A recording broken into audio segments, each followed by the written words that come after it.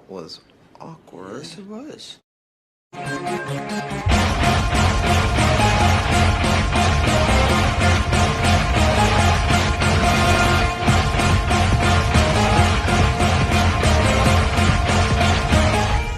What's good, everybody? This is your boy Jagging off the Go to Jags YouTube. 904 to Bowl City, Duval. We in the fucking building yet again. Alright, look. Y'all gotta hear me out on this one. Because I know, and I'm not trying to downplay beating the Bills. Like, that's a huge win. But I feel still the Jags are lacking in something to get us over the hump, right? So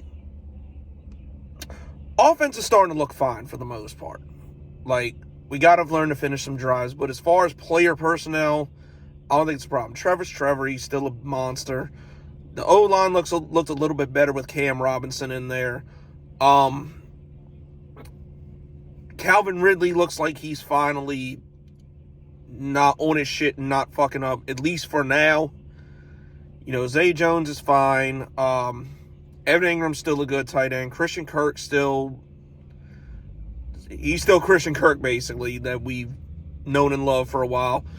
Like, overall, other than just needing to finish some drives, the offense is fine.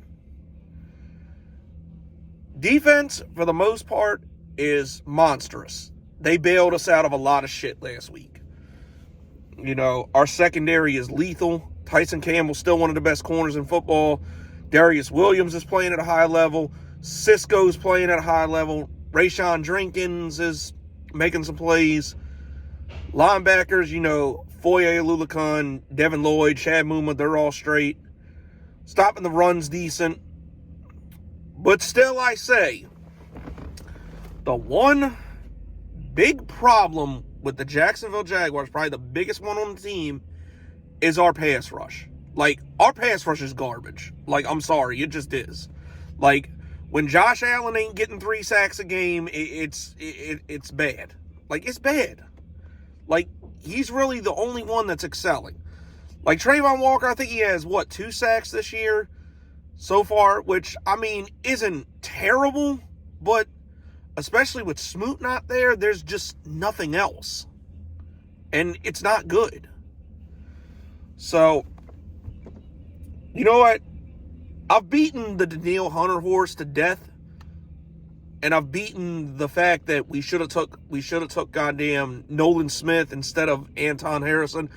And yes, because you know how everybody's saying that Brenton Strange and goddamn what the fuck's his name? Tank Bigsby were wasted picks.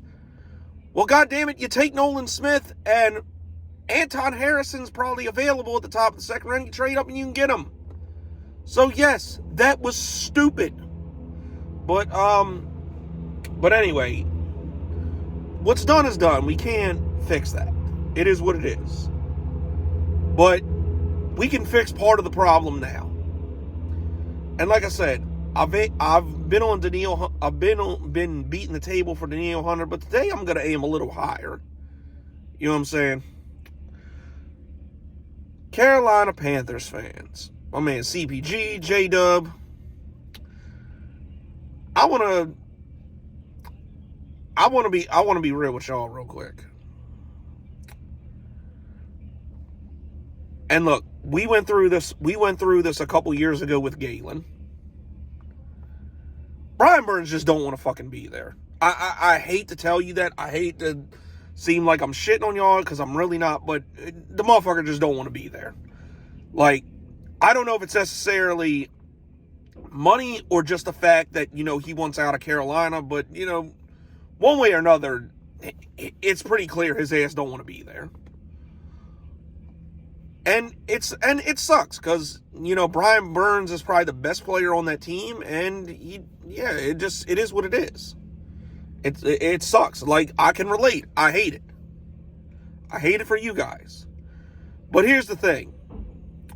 When we knew all hope was lost with Galen, we shipped his ass out and got some good compensation for it. Like, we basically turned Galen into Travis Etienne. Could have been fucking Justin Jefferson too. Thank you, Dave Caldwell. Fuck you. But anyway, I'm not gonna harp on that old news. But The point is, y'all gonna need some help. And you don't have a lot of draft compensation because you traded a lot of it to Chicago. Like, honestly, I think you fucked up with, my personal opinion, I think you fucked up giving them DJ Moore. Like, I think if it was like this with Brian Burns, yeah, people might have looked at it different back then, because, like, I don't know who would have been more valuable to that team. But I think DJ Moore still had a couple years. Does he have a couple years left on his contract? I'm not sure. But anyway, the point is, maybe you could have worked something out better with DJ Moore than you could have Brian Burns. Because I don't think Chicago would have complained about getting Brian Burns instead of DJ Moore. Now, granted, I mean, their front office and fans are stupid, so yeah, it could have gone either way. But anyway, you might have fucked up there. And you might have fucked up by not taking those 2 first-round picks from the Chiefs. But here you can fix it now. Because I'm going to play trade matchmaker a minute. Y'all need some serious draft compensation, and you need a number 1 receiver, and you're not going to get that without draft compensation. Whether that be trade or just drafting someone, you're not going to get that without draft compensation. You're just not. I'm sorry. You're just not. So, here's what I'm going to propose to you today. Carolina Panthers. We give you Roy Robertson Harris, Caleb Chason, who you can just cut or fucking trade away, whatever, or cut or do whatever. Like, keep him if you just need a body. I mean, I'm not gonna hold you. I can't even put that front on that because he's ass. Those 2 players plus our first this year, our third this year, a second next year, we get Brian Burns. And with those 2 salaries gone, we're able to pay him and Josh Allen. Probably have to work a little bit more in the cap department, but we're able to pay them. And I know somebody and I know there's going to be some ass fuck in the comment section that's going to be like, "Oh, you're giving up all that and a first-round pick. What are we going to do?" We're going to make the fucking playoffs, regardless.